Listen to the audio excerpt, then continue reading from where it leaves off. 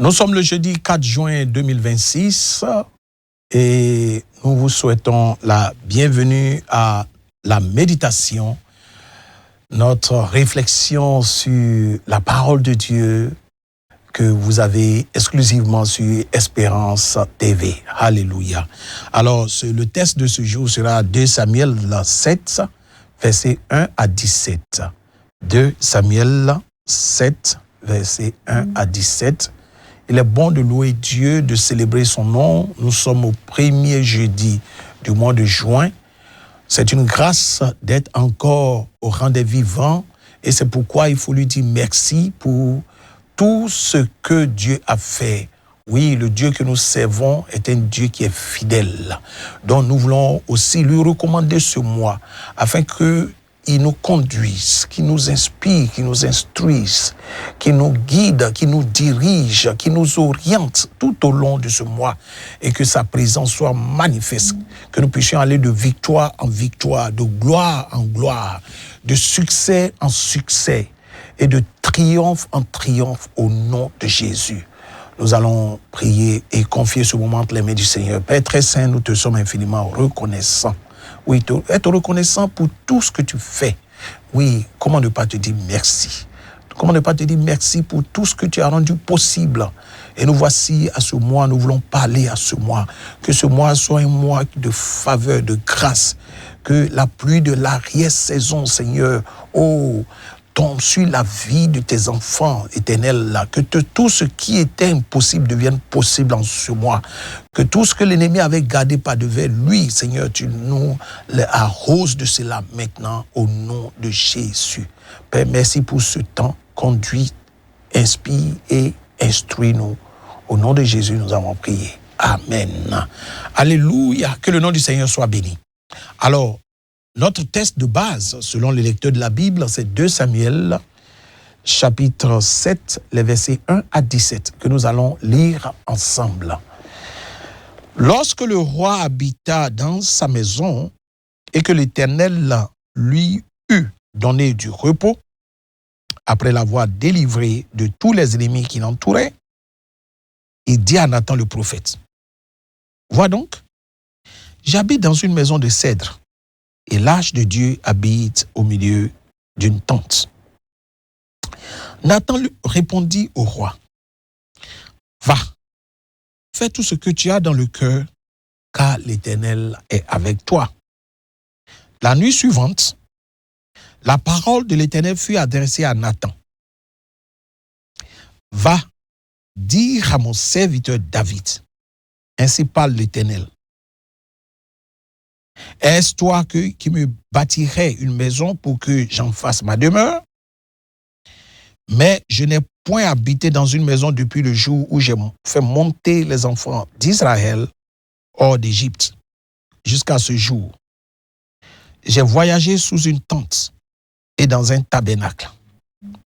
Partout où j'ai marché avec tous les enfants d'Israël, ai-je dit un mot à l'un des chefs d'Israël à qui j'avais ordonné de paître mon peuple d'Israël? Ai-je dit, pourquoi ne me bâtissez pas une maison de cèdre?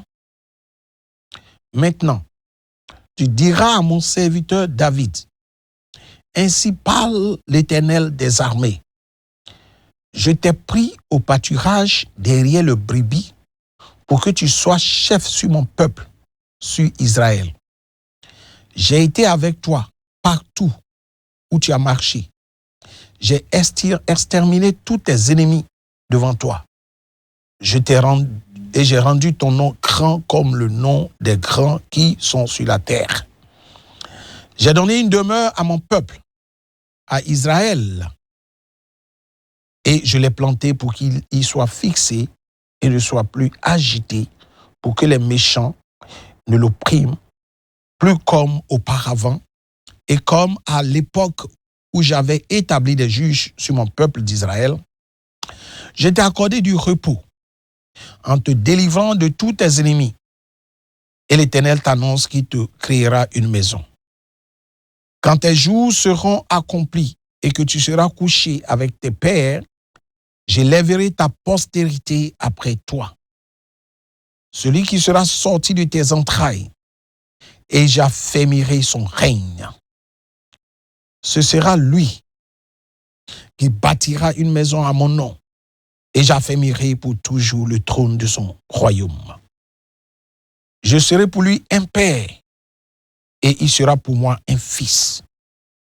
S'il fait le mal, je le châtierai avec la verge des hommes et avec les coups des enfants des hommes. Mais ma grâce ne se retirera point de lui, comme je l'ai retiré de Saül, que j'ai rejeté devant toi. Ta maison et ton règne seront pour toujours assurés, et ton trône sera pour toujours affermi. Le dernier verset, verset 17, Nathan rapporta à David toutes ces paroles et toute cette vision. Amen. Que l'Éternel bénisse sa parole. Alors, bien-aimés dans le Seigneur, en termes d'observation, il faut comprendre que ce texte est un texte que nous connaissons beaucoup, un passage que nous connaissons beaucoup parce qu'il parle de David qui projette donc de bâtir une maison à l'Éternel et l'Éternel qui véritablement va donc utiliser Nathan pour lui rapporter ce qu'il pense de ce projet. Donc, en projetant de bâtir un temple pour l'Éternel, l'Éternel va simplement lui instruire Nathan afin qu'il puisse conseiller à David que ce n'est pas à lui de bâtir le temple, mais c'est plutôt à lui de choisir celui qui va bâtir le temple. Alléluia. Alors donc, c'est un thème qui est immensement riche et qui est d'actualité pour le croyant que nous sommes. C'est pourquoi, après l'observation, nous allons faire l'interprétation et après l'interprétation, nous allons faire l'application pour nos vies en tant que croyants, pour notre marche avec le Seigneur. Il y a tellement d'enseignements à tirer de ce passage que nous allons le faire avec beaucoup, n'est-ce pas, de soin afin de tirer le maximum des leçons de ce passage. Alors, en termes d'observation, c'est un passage que nous pouvons subdiviser en 3 mouvements. Le premier mouvement, c'est du verset 1 au verset 3, qui est une fausse alerte. Fausse alerte parce que c'était une alerte, mais elle n'est pas juste. Amen. Du verset 4 au verset 11, nous avons intitulé cela le contre-temps, c'est-à-dire qu'il se fait contre le temps. Or, tout se fait contre le temps se charge de le détruire en son temps. Donc, du tout, c'était un contre-temps. Et enfin, nous avons du verset 12 au verset 17, qui bâtira le temple de l'Éternel. Ici, Dieu désigne qui bâtira son temple. Alléluia.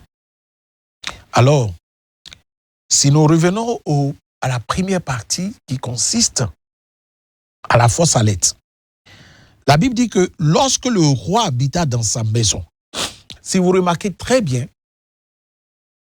David va prendre une décision, mais après que Dieu ait combattu pour lui.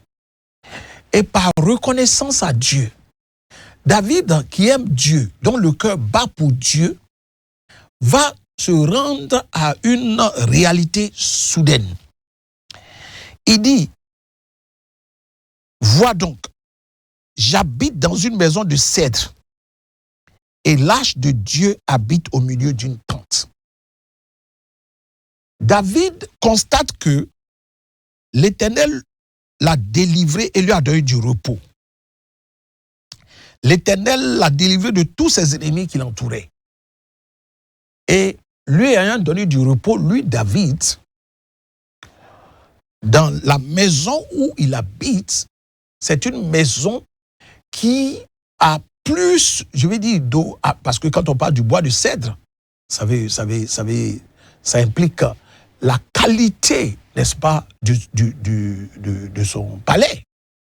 Mais David va se rendre à l'évidence que l'arche de Dieu habite sous une tente.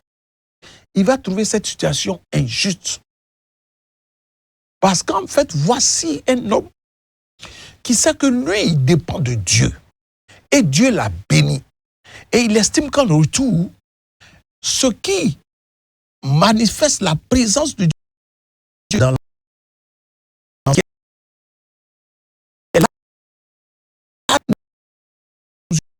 mérite mieux. Alors, comme David, comme c'est un homme qui aime Dieu, qui aime, dont le cœur bat pour Dieu, va donc solliciter Nathan, le prophète Nathan. Et Nathan, qui lui répond, va faire tout ce que tu as dans le cœur, car l'Éternel est avec toi. Alors, bien-aimé, Nathan, en donnant le feu vert à David d'aller bâtir le temple, n'a pas lui pris le soin de consulter Dieu. Et comme il n'a pas pris le soin de consulter Dieu, Dieu va intervenir à travers une vision et va dire à Nathan ce qu'il doit faire. Alléluia. Comme ce que nous devons comprendre, c'est que nos voix ne sont pas forcément les voix de Dieu. Nos désirs ne sont pas forcément les désirs de Dieu. Nos souhaits ne sont pas souvent les souhaits de Dieu. Parfois, nous passons nos idées, et ça, c'est ce qui est véritablement inconséquent avec le croyant que nous sommes. Nous prenons nos pensées, nos idées, et nous disons que ces pensées et ces idées-là viennent de Dieu. Et c'est là que se trouve le hiatus dans notre comportement en tant que chrétien. Au lieu de consulter Dieu, c'est vrai, l'idée que David a eue est une idée noble. Elle est logique, elle est correcte, elle est appréciable. C'est une très bonne idée. Mais une idée peut être bonne. Mais tant qu'elle n'a pas l'approbation de Dieu, elle devient une mauvaise idée. En réalité, la bonne idée, c'est l'idée qui vient de Dieu et que nous implémentons. Mais quand l'idée vient de nous et qu'on veut l'imposer à Dieu, alors Dieu dit, je ne suis pas dedans. Parce que ces voix ne sont pas nos voix et ces pensées ne sont pas nos pensées. Et si nous voulons réussir, ce que nous voulons réussir, c'est quoi? C'est de rechercher sa volonté. C'est pourquoi le titre de ce passage, c'est « Recherchons sa volonté ». C'est un commandement, c'est une requête. Recherchons la volonté de Dieu en tout et pour tout. Oui, bien-aimés, recherchons la volonté de Dieu en tout et pour tout. Quand je dis tout, c'est T-O-U-T, tout. Oui, tous les aspects de notre vie, nous devons toujours rechercher la volonté de Dieu. Même pour le choix d'une école, de l'école de notre enfant, nous devons rechercher la volonté de Dieu. Même pour le choix du travail, nous devons rechercher la volonté de Dieu. Pour le choix de la femme, nous devons rechercher la volonté de Dieu. Dans tous les aspects de notre vie, nous devons rechercher la volonté de Dieu. Alors, la réalité est tout autre. Il nous faut durement rechercher, mûrir les projets dans la prière. Bien-aimés, cela est fondamental. Quelle que soit toute décision que nous devons prendre, nous devons passer cela sous la lanterne de la prière. Prier pour tout. Oui, prier pour tout, pour rechercher la volonté de Dieu. Alors, ce qui nous emmène à la deuxième partie, c'est à partir du verset 4. La Bible dit que la nuit suivante, la parole de l'Éternel fut adressée à Nathan. Ici, nous allons voir que Nathan sera contrarié. Parce que la nuit qui va suivre, l'Éternel va dire à Nathan, va dire à mon serviteur, est-ce lui qui bâtira une maison? Ou moi, il lui dit ceci au verset 6, mais moi, je n'ai point habité dans une maison depuis le jour où j'ai fait monter les enfants d'Israël hors d'Égypte jusqu'à ce jour. J'ai voyagé sous une tente et dans un tabernacle. Donc, va dire à mon serviteur David, que ce n'est pas à lui de me bâtir une maison. Et Nathan, contre toute attente, voit que ce que Dieu vient de lui dire n'est pas ce que lui a dit à David. Et ainsi, il fut contrarié. Et Dieu qui dit, pourquoi ne me baptisez-vous une maison de cèdre? Est-ce que j'ai dit, pourquoi vous ne bâtissez pas une maison de cèdre? Alors, la contrariété va s'installer. Et Nathan va alors retourner voir David. Est-ce que Nathan a parlé avec beaucoup de légèreté? Oui, nous pouvons le dire. C'est un rôle ingrat parce que Nathan, n'ayant pas sollicité, n'ayant pas demandé la volonté de Dieu, a donné le feu vert à David et Dieu le reprend et il est obligé d'aller se dédire. Alléluia. Parce que la parole de Dieu est claire. Dieu dit, le prophète de l'Éternel n'est pas un Dieu. Il peut aussi faire une fausse lecture de message. Alléluia. Il peut être emporté par la chair. C'est ce que nous voyons là. Parce que c'est sa chair qui a parlé. Oui, vas-y, mon roi. Fais tout ce que tu as dans le cœur. De toute façon, Dieu est avec toi.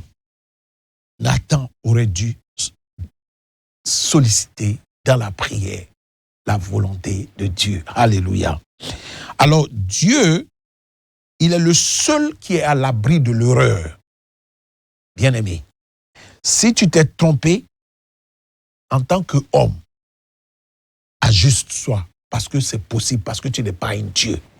Tu peux être prophète, tu peux être pasteur, tu peux être évêque, tu peux être bishop, tu peux être abbishop. Mais dis-moi que tu n'es pas exempt d'erreur.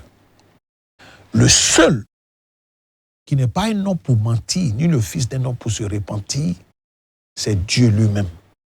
Et c'est lui qui est infaillible. Bien-aimé, sois humble et reconnais que tu peux aussi faire des erreurs, à l'image de Nathan.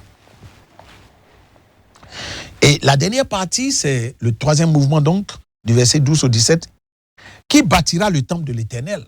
À partir du verset 12, Dieu va donner ici le profil de celui qui va bâtir son temple. Oui, Dieu choisit, Dieu disqualifie David et va qualifier son fils. Alléluia. Parce que Dieu, il est Dieu. Il écrit droit sur des lignes courbes. Il est celui qui était, qui est et qui revient bientôt. Il est celui qui a créé le ciel, la terre, tout ce qu'elle contient. Il n'est pas un homme pour mentir. Il n'est pas le fils d'un homme pour se repentir. Il est Dieu, il est tout suffisant, il est tout sachant. Il est omniscient, omnipotent, omniprésent. Alléluia. Il est le créateur de toutes choses. Oui, la Bible dit que au commencement était la parole. Et la parole était avec Dieu. Et la parole était Dieu. La Bible dit que toute chose a été créée par la parole. Et rien de ce qui a été créé n'a été créé sans la parole. Rien de ce qui existe n'existe sans la parole. Or, la parole est Dieu. Il n'a ni commencement ni fin. Il dit « je suis ». Il est intemporel et il est atemporel. Il est au-dessus du temps, il est au-dessus des circonstances. D'ailleurs même, il est le maître des temps, il est le maître des circonstances. Et c'est lui qui nous dit ici, qui choisit celui qui va bâtir sa maison, son temple, pas David. Il a disqualifié David parce qu'il estime que David avait les mains souillées. Alléluia. Mais c'est ce David-là qui est l'homme selon le cœur de Dieu. Dieu le disqualifie pour dire que tu ne vas pas bâtir mon temple. C'est en cela que nous devons comprendre une seule chose. La logique de Dieu n'est pas notre logique. Lorsque nous allons percevoir cela, nous allons encore être un peu plus humbles et comprendre que le Dieu que nous servons, il est simplement Dieu. Et nous ne sommes que des serviteurs. D'ailleurs même des serviteurs inutiles. Alléluia. Et nous devons comprendre cette réalité, qui est en réalité la vérité. Bien-aimés, alors, que dit au verset 12 ici, il nous dit ceci. Quand tes jours seront accomplis et que tu seras couché avec tes pères, il dit, j'élèverai ta postérité. J'élèverai ta postérité après toi. Alléluia. Il dit, c'est après toi, après ta postérité. J'élèverai la postérité après toi. Celui qui sera sorti de tes entrailles, il dit, et j'affermirai son règne. Oh, quelle promesse. Quand Dieu dit qu'il va affermir le règne de celui qui va venir après toi, quelle grâce. Et cette onction de David, Dieu va encore le multiplier sur son fils. Il dit, je serai pour lui un père, il sera pour moi un fils. Oh, quelle grâce. Quelle bénédiction. Il dit, s'il fait le mal, il dit, je le châtierai avec la verge des hommes et avec les coups des enfants des hommes. Et il met mais. Alléluia. Ça veut dire que s'il pêche, je vais le corriger avec les instruments des hommes, comme les hommes. Alléluia. Il dit, mais ma grâce ne se retirera point de lui. Bien-aimé, que la grâce de Dieu ne se retire jamais de toi au nom de Jésus. Où que tu sois, que la grâce de Dieu te localise et qu'elle ne se retire jamais de toi au nom de Jésus. Comme Dieu pouvait faire cette promesse, nous nous appuyons sur cette parole et nous déclarons que la grâce de Dieu ne se retirera jamais de toi au nom de Jésus. Quelles que soient les difficultés, les défis dans lesquels tu te trouves, quelle que soit l'aspérité dans laquelle tu te trouves, quelles que soient les montagnes qui sont devant toi, la grâce de Dieu ne se retirera jamais de toi. Amen. Il dit, comme je l'ai retiré de salut, que j'ai rejeté devant toi, cela ne sera pas ta portion au nom de Jésus. Dieu ne te rejettera jamais parce que sa grâce continue de couler dans ta vie au nom de Jésus. Tiens bon. Alors, il dit, ta maison et ton règne seront pour toujours assurés. Oh, quelle bénédiction. Que le Seigneur puisse déclarer cette parole sur ta vie au nom de Jésus. Ton trône sera pour toujours affermi. Bien-aimé dans le Seigneur. Il s'agit ici de Salomon. La Bible dit, termine au verset 17. Nathan rapporta à David toutes ces paroles et toute cette vision. Bien-aimé, ce qu'il faut comprendre, c'est que Dieu, le Dieu que nous servons, est un Dieu qui est Dieu. Il est en tout. Et pour tout, il est Dieu. Il ne change pas. Il ne varie pas. Ce qu'il a fait dans l'Ancien Testament, il peut encore le faire aujourd'hui. C'est pourquoi ce que nous devons retenir, c'est que nous devons comprendre, c'est-à-dire aimer Dieu davantage. Prier pour que nous puissions l'aimer davantage. Lorsque nous l'aimons davantage, nous allons le connaître davantage et nous allons mieux le servir. Nous allons le servir davantage. Père, apprends-nous à mieux te connaître, pour mieux t'aimer, afin de mieux te servir. C'est une prière que nous devons faire. Et je veux que tu fasses cette prière avec moi. Seigneur, apprends-moi à mieux te connaître, afin que je puisse mieux t'aimer, pour mieux te servir. Parce que très souvent, lorsqu'on ne connaît pas Dieu, lorsqu'on n'a pas l'expérience de Dieu, lorsqu'on ne l'a pas expérimenté, lorsqu'on a entendu parler de lui, lorsque nos yeux n'ont pas vu, alors on peut simplement supputer sur ce que Dieu est. Mais lorsque tu l'as expérimenté, ton témoignage change, ta démarche change, ta relation change, ton intimité avec lui change, ton zèle avec lui change. C'est pourquoi je prie que la promesse faite à la descendance de David soit notre partage au nom de Jésus. Que cela soit ainsi sur nos familles, nos enfants, nos arrière-petits-enfants, nos petits-petits-enfants, et que la destinée de nos enfants soit tracée en Jésus-Christ. Demeurez bénis, car nous sommes au terme de ce temps qui court. Nous sommes dans le temps pour faire l'œuvre de Dieu il fait encore jour, parce que la nuit vient où nous ne pourrons plus avoir le temps de faire l'œuvre de Dieu. Que Dieu nous aide. Demeurez bénis et marchez en nouveauté de vie. Allons de victoire en victoire. Au nom de Jésus, nous avons médité ce jour. Amen, amen et amen. Shalom.